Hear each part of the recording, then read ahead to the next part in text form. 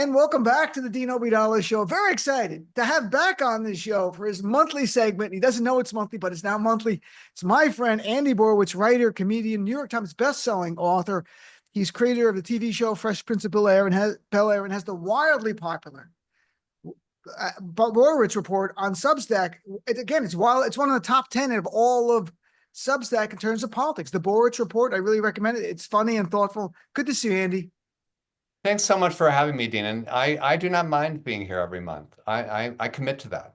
I'm going to bring you the Dean Obeidallah and Andy show starting next Monday. Every day, it's me and Andy. Which will be fun. I enjoy talking to you. It'll be fun, So always. let's talk about a story that's gotten a little bit of coverage, Jeffrey Epstein. And what's weird about this, I began covering this last week, and I thought it would be a scandal, like a normal thing that lasts for a couple of days. And now it seems to have transcended politics and is going into some other direction. I'm not sure where.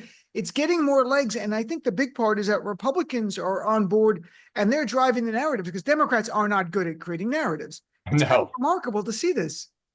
Yeah, I mean, it's funny and it's a little humbling in a way because liberals have been trying to take down Trump for, about a decade, right? And we've failed every time. You've been ranting on your radio show. I've been writing my little satirical column. Adam Schiff keeps on trying Trump, in the House of Representatives, the Senate, whatever. And we haven't done shit. But, you have a bunch of whack jobs like Laura Loomer and Marjorie Taylor Greene complaining about this Epstein list, and suddenly he's in a lot of trouble. I mean, it's like when Buster Douglas, beat up Mike Tyson. It's like suddenly a cut is appearing under his eye. Right.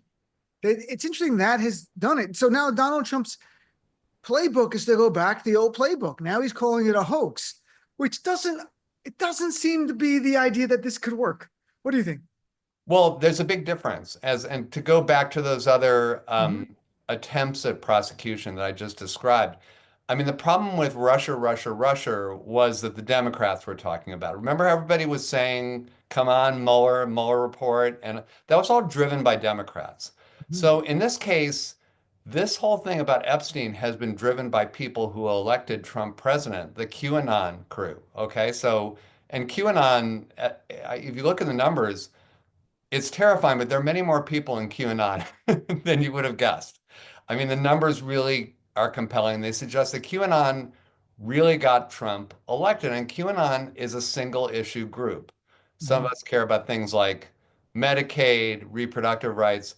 QAnon just wants to find a list that Jeffrey Epstein has that has everybody they hate on it, like Hillary Clinton, Bill Clinton, all the libs who are obsessed with having sex with children.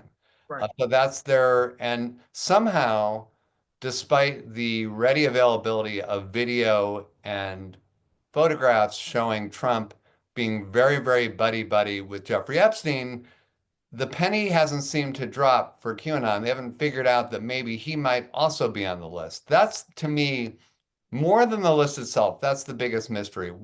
Why do they not realize that the unveiling of the Epstein list would not be a good thing for their hero, Donald Trump? Why is that? That's a mystery to me. To me, the only thing I can say is that I think for a lot of them, it doesn't matter what's in there about Trump. They love Trump, right? We're going to Okay. forgive Trump no matter what. That's the only thing I can think of, right? But I know I've learned over the last few days from people like Michael Flynn, who's now as a teacher, that they seem to be sincerely concerned with children and pedophilia. And they see it in places it doesn't exist, like at pizza places and stuff like that. Right. But like they seem really, and so they want to see what's in here. And and I wonder that their sincerity on that issue, it could haunt Trump. Like I didn't think at first, I'm like, why not release it, Donald Trump? You attempted a coup. You were adjudicated liable for raping or sexually assaulting Eugene Carroll. I Access like Hollywood good tape. catch, by the way, by saying sexually Well, assaulting. that's the term. That's what the judge said. He's adjudicated I as a know, rape. but I mean, you don't want to be in George Stephanopoulos land and have your show have to pay out He $15 would million sue dollars. me. If they would sue me, it would just elevate me. It would just make me better. But in any event, I'm saying like he's done a Right. lot of things and the base is fine with it. And he knows that. For some reason, Trump is worried whatever's in there is worse than that other stuff, or it's gonna land a different way. because he's done everything. The guy attempted a coup. He said a terrorist attack, and they're fine with that. But there's something in here, and I don't know what it is. And I don't really, in my heart, think it's him raping children, because children can't consent, so it has to be rape. But I want to get your take. What do you think is in here that's so troubling for him? Because something's deeply troubling. I mean, look, nobody is untroubled by the idea of raping children. That's a very upsetting thing. It is interesting that that's the line that QAnon and Trump supporters have. Like they do apparently have a line that you cannot cross, which I find fascinating because everything else, like if let's say, for example, that their deep concern is for children and the welfare of children, then they should already hate Trump because he's starving children, he's depriving children of their food, he's taking children away from their family, from their mothers, he's keeping children in cages. I mean, good, go down the list. So it seems like a very specific concern that they have about children, which I do share. But it would be interesting if their empathy towards children would expand a little bit, if they could expand their portfolio of concern so that the many other ways in which Trump is preying on children could also be despised and held in contempt. That wasn't really very funny, what I just said, but It's I understandable. do think it's true. I do Right. think it's true. I think there's one other very undercovered aspect of this story. Oh, interesting. Here, Yeah, I I'm here think, for this. well, we'll break this, and I think this is undeniable. But the Epstein list really is the first time that Trump supporters have shown an interest in reading. And I think we should be embracing that because Trump, he's getting rid of PBS, he's getting rid of NPR, he's getting rid of the Department of Education. And yet, if he can get Marjorie Taylor Greene to read something, he is the education president, I think. That's a good point. I've told people I've learned a lot under Trump, even though he's anti-education. I've learned more about the Constitution, the rule of Sure. law. I've learned Spanish in case end up in El Salvador in a camp. There are things I've learned a lot about. I'm telling you with our friend Andy Borowitz. Here, you want to know what my feeling is, and you please share what you think's in there. What I Okay. think, and I'll read the DOJ memo from last Monday released by Pam Bondi, just a Right. line or two in it, and it says the search uncovered a significant amount of material, including more than 300 gigabytes of data and physical evidence. The files relating to Epstein include a large volume of images of Epstein, images and videos of victims who are either minors or appear to be minors.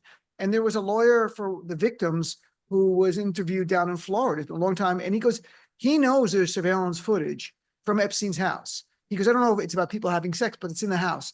What I think, honestly, deep down, Andy, I could be wrong, but my gut is that there's images of Trump just hanging out with Epstein, not having sex with the children, but seeing children there and Ah, not telling anyone, seeing evil. Like there was a testimony, and I covered on my show yesterday in the 21 trial of Maxwell, where a girl who was 14 said Epstein brought her to Mar-a-Lago in the mid-90s to meet Donald Trump.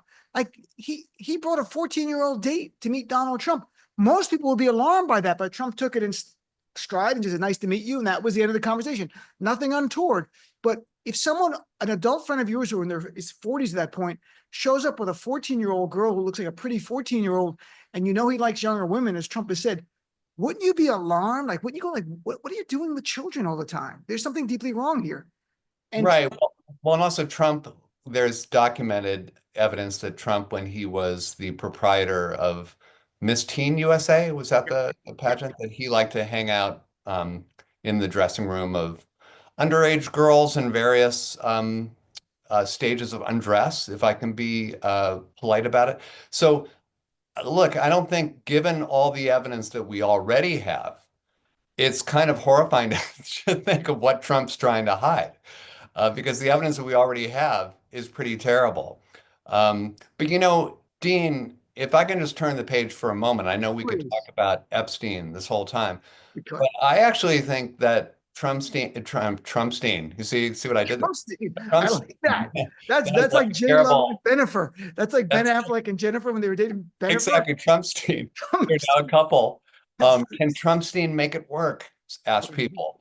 Right. Okay. So as bad as this is for Trump, and I think being on the Epstein list, look, none of us would want that fate. But as bad as that is, I actually think he has a much worse nightmare on his hands right now. And that is the midterms. And I know that sounds very stodgy and kind of Paul Krugman-esque of me, but one, because of all this Epstein stuff, we're kind of, it's hard to keep track of everything that's going on, but we're kind of ignoring the fact that inflation is back. Yeah, The new inflation numbers are bad. What's going on between Trump and Jerome Powell is really interesting not good. because Trump's understanding of economics, as we know, is somebody who went bankrupt 6 times, including a casino. He doesn't really understand economics, and he just thinks that if the economy's in trouble, you lower interest rates. And it really bothers him that he can't do that as president, that that's the Mhm. Fed chairman's job. And so he's doing all the saber rattling. And a couple things. One is if inflation is on the rise, the Federal Reserve will not lower interest rates. They It's simply can't. can't do that. They Right. can't. Secondly, if Trump fires Jerome Powell, the result will be that the markets will send interest rates through the fucking roof. So he's really, really in trouble here.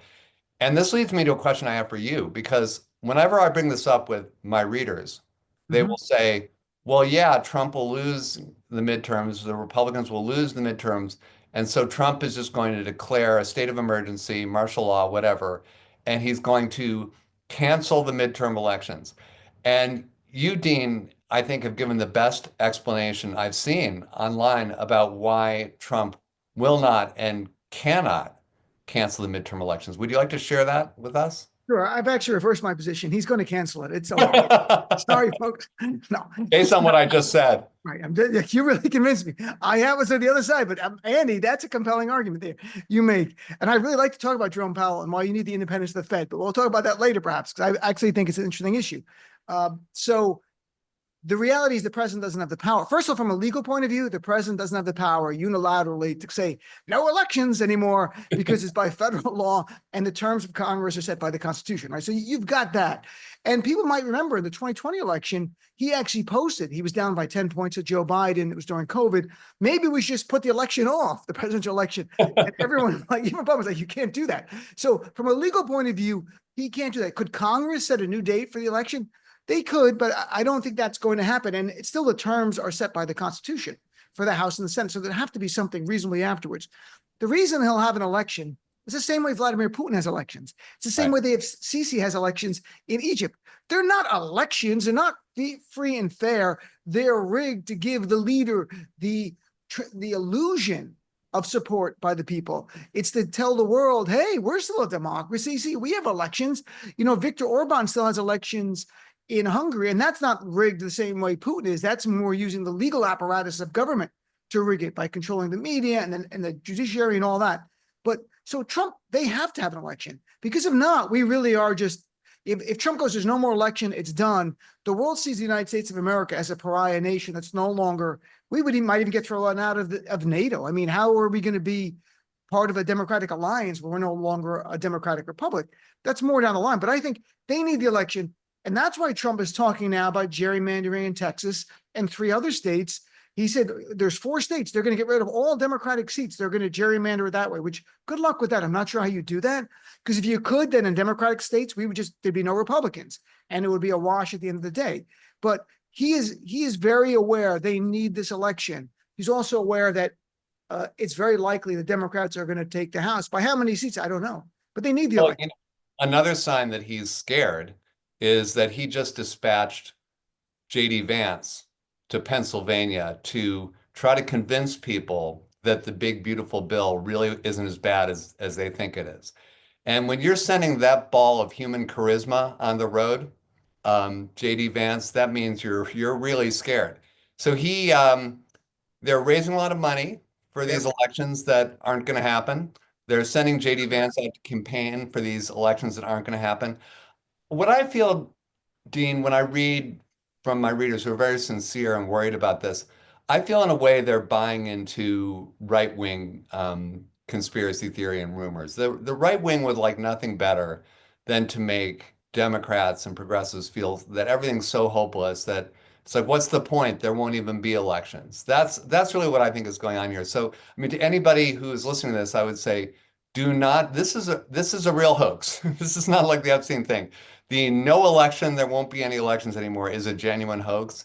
Don't buy it. Instead, get out and work and be active. Right. And I will say this, I am not being Pollyannish about this. No, They are going to try to rig the election. of course. 100%.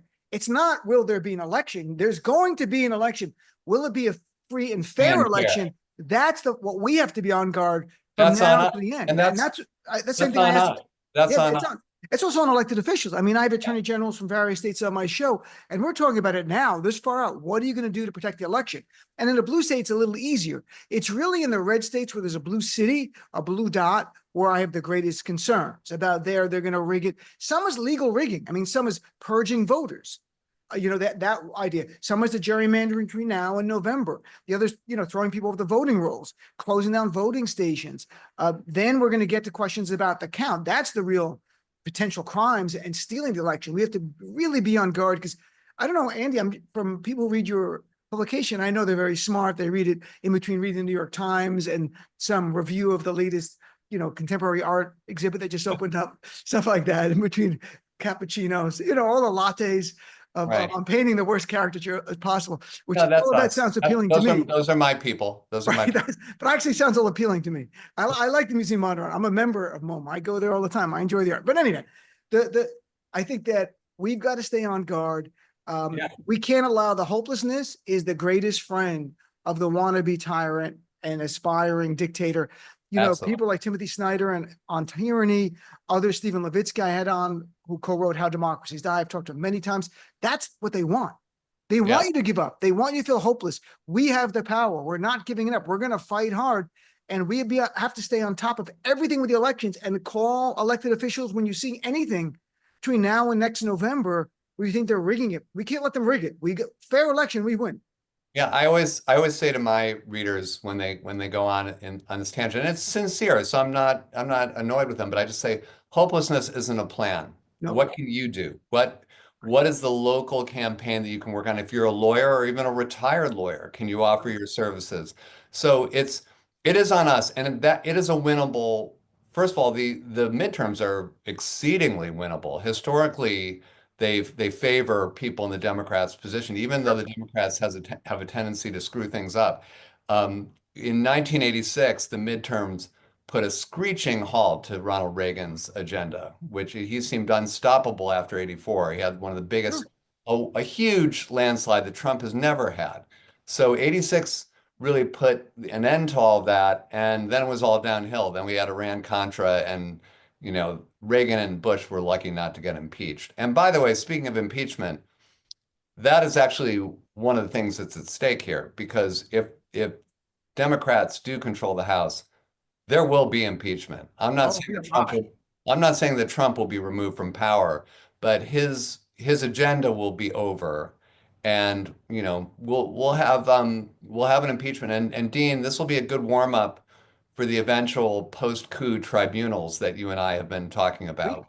It'll be good just for the prosecutors to sort of warm up their chops, get ready, and prepare some good evidence for when the tribunals occur.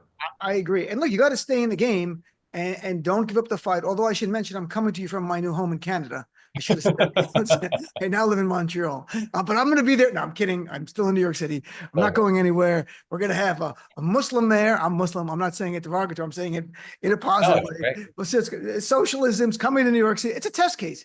You know what? Just as an aside, because you're from New York City, I don't think the big money people are afraid that Zoran Mondami is going to win. I think they're afraid he's going to be successful and that other cities are going to elect Democratic socialists, who he's not a real socialist. He's not taking over the apparatus of government. I would argue Donald Trump is closer to a socialist leader in that he full government control of the economy. That's what really socialism is. And redistribution of wealth. It's not in the direction that Lenin and Marx had in mind, but he is redistributing. I mean, Dean, if we have a Muslim mayor of New York, what's next? London? Could it happen in London? That already happened. There's going to be, but I will say that there'll be no more pork. So no more BLT in New York, just LTs. Sorry, folks. It's going to change a lot. Turkey I think BLT. it's so, I mean, you couldn't write a more ridiculous scenario where you have a young, attractive, charismatic guy in New York City who comes out of nowhere, takes the Democratic by storm. And who's upset about this the most? The Democrats. I mean, this reminds me of the famous Will Rogers quote, which I quote all the time. It shows how little things have changed in 100 years. Will Rogers said, "I'm not a member of any organized political party. I'm a Democrat." And it's still true. I mean, we should be looking to find young, attractive, charismatic candidates all across the country rather than bring out a sex pest like Andrew Cuomo to try to stop them. I mean, it's absolutely absurd. I mean, I think I will have the enjoyment and the relish of seeing Cuomo lose one last time. That'll be fun. But He other might drop out. His thing is that he said he's going to run, but whoever's leading in September against Zoran will drop out. I mean, it's a weird thing to announce you're running and then your expiration date. I'm running. I'm really into this. I'm out here September 1st, folks. If I'm not leading, I'm gone. And Eric Adams can fight it out with Curtis Lewa from the Guardian Angels. I also think it's very funny when you see the Democrats, how they're like, we have to be where the voters are. We have to listen to them. Well, Zoran was only about affordability. People want to talk right. about other issues. He didn't talk about the Middle East or anything. He talked about one thing, affordability. And that's what won. And Democrats are like, no, that's not no. We have to talk about. I'm like, what do you want to talk about? New York City is too expensive. And you finally have a candidate thinking out of the box. He cannot achieve everything he set out to because his state's got to approve tax increases. The Yeah. MTA's got to approve getting rid of bustings. It's an aspirational message showing he cares about what people care about. And Democrats are like, shut up. How dare you? I'm like, But didn't we experience this on a national level with Bernie Sanders? Like sure. Bernie Sanders actually had a great message. He was also a great messenger, very charismatic, very good on TV, and wonderful speaker. People love him. And so the Democrats were like, no, we can't have this guy. And I mean, if you look back to 2016 when he ran against Hillary, he beat Hillary in a lot of the areas of Michigan, for example, where Trump wound up beating Hillary. So the Democrats actually had a potentially winning candidate. They had what they're always looking for, a white male populist with a strong message. And no knock on, I'm not a misogynist. I supported both Hillary and Kamala. I would have supported Elizabeth Warren. I'm Oh, not yeah. saying we should nominate white men. I'm saying the Democrats want to. They're always looking for the white male savior. Their idea of a white male savior was Joe Biden, of course. But Bernie actually had a great message, great populist message. Would everything Bernie says, would the numbers add up? Medicare for all. I haven't done the numbers, but these are good ideas. They're good aspirations. And we have a habit, an unfortunate habit in the Democratic Party when something is working, we like bring out like an old sex pest and say, no, we want this guy. It's and look with Bernie. I had Bernie on my show a few months ago. I'm like, Bernie, you were right. The oligarchy was coming, and it's here. You're right, and we're laughing. He has. He's a really good sense of humor, even though he doesn't show it a lot. And I enjoy joking around with him. Look, New York City's not the entire country. Not everyone. The message of Zoran, if you go granular, it's not going to work everywhere. If you go big picture about affordability, things are too expensive. The rich are getting richer. The middle class and the working poor are struggling to make ends meet. That's everywhere. You mentioned inflation. I'm so glad you talked about that. We haven't even seen the full impact of these tariffs yet. No. They're building in. They're going to accept at least 10% everywhere. We're all going to be paying at least 2 to 3%, if not 10% of that, but at least 2 to 3 or 4 or 5% of that. That's going to be baked in. Wait to the holiday shopping time. People are going to see it, and it's going to get I harder want and harder to pay their bills. And but I it's want to say something about that, Dean. Like I think instead of, I know your shopping habits. Every Christmas you go out and you buy 20 or 30 dolls. Maybe just $2 for you this year. what Uh, Trump said. Look, I've been going to TJ Maxx where I know TJ Maxx, and also I live across the street now in New York City. Not tell people where I live, not that I'm worried, but there's a TJ Maxx across the street, literally, and a Trader Joe's. Right, I'm at Trader Joe's every day. It's a place inflation doesn't go to. This is not a commercial for Trader Joe's. The No, it's best part is Saturday morning when there's all like people on the steps waiting to go in. It's like January 6th, but with white people. Oh, but January 6th is white people too, but they're like liberal white. They're like fight for Joe, and they go in there, and people look. If it wasn't for this, I would feel the pain much more. If I was going more to Whole Foods or Gristedes, which is like ShopRite, that chain, it's right. go there. I can't believe how expensive stuff is. And I No, don't we're need brand having names. I just need cereal. It looks like Cheerios, but it's not called Cheerios. I don't need the brand name. I just want the right. product, and that's what Trader Joe's has. Yeah, and I mean, and in fairness, the people who inflation is going to hurt the worst, a lot of them voted for Trump, and they voted in the wrong way. All I can say is, it's just Trump is very good con man, always has been, but eventually eventually these things come home to roost. It is, I mean, all those cliches about the economy and all that, it really does, it's something that you feel, even like with immigration, Trump's message was always his hallmark, was always his strength. And even that, as people were feeling the effects of his immigration crackdown, as they realize, oh, people I know, people I work with, people who work for me in my home are afraid to come to work. Fruit and vegetables are rotting in the fields right now, and that's jacking up prices. As people are experiencing that, Trump's numbers on immigration have never been worse. Right. They're just absolutely in free fall. So, I mean, I hate to be an I told you so, but a few days after the election, we were all in a state of shock. I just said, I wrote a column about this called like What Happens Now? And I just laid out like if what Trump wanted to do came true, what would be the result? And it's all happening. And you didn't have to be, again, Paul Krugman to figure this stuff out. It just was so obvious that if, you had a Congress who was not going to play its constitutional role and were just going to do whatever Trump wanted to do, they'd be handing over the keys to the world's greatest economy to a guy who's an economic dunce. And so now we're seeing the results, and it's not good, except at Trader Joe's. Trader Joe's is still Absolutely. wonderful. This is and look, the idea of a alligator Alcatraz, where they celebrate the idea and they sell shirts. Republican National Committee are selling shirts with an alligator. ICE will take a bite out of you, and Trump's joking around about getting people being eaten by alligators. This celebration of cruelty and depravity, it should be alarming to anyone who knows anything about history. When you demonize and dehumanize a group of people like this, it can unleash, and I've had experts on concentration camps on last week on my show. It lays the groundwork for something, we're both funny people, at least arguably, but it lays the groundwork for something very horrible, which is a genocide.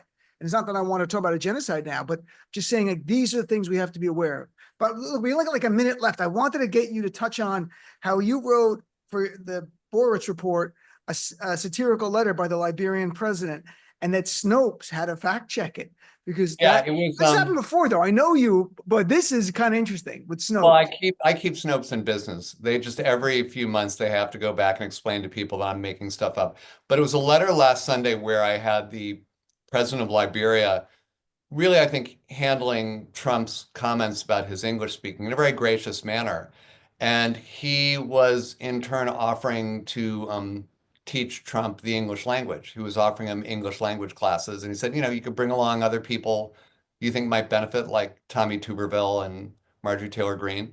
And this was widely believed to be true. And people were saying, oh my God, the president of Liberia is such an eloquent, poised man. Thank God, there's a head of state like that. So in a way, I'm surprised, and in a way, I'm not surprised.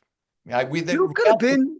Reality no longer exists. You're going to be the head speechwriter for the president of Liberia. Another beautiful speech written by Andy Borowitz for Good gig. President Joseph Bokea. I can't. Okay, good. It's a good gig for me. Good transition. Well, Andy, so people follow Andy's Substack. It's the Borowitz Report. Is that just borowitzreport.com? Is that the direct just place? go to Borowitzreport.com. Even if you go to Horowitzreport.com, I bought that URL as well. So if people type it in wrong, it'll still get them to Borowitz. Any derivation of a Jewish name goes right to the Borowitz Report. That's what That's Andy's done. absolutely right. You type in Alan Dershowitz and you'll get there. It's Perfect. That's horrible. All right. That's horrible. Nice seeing you, my friend. Have a good month. I look forward to chatting with you in a few weeks. Take care. Thanks, Dean.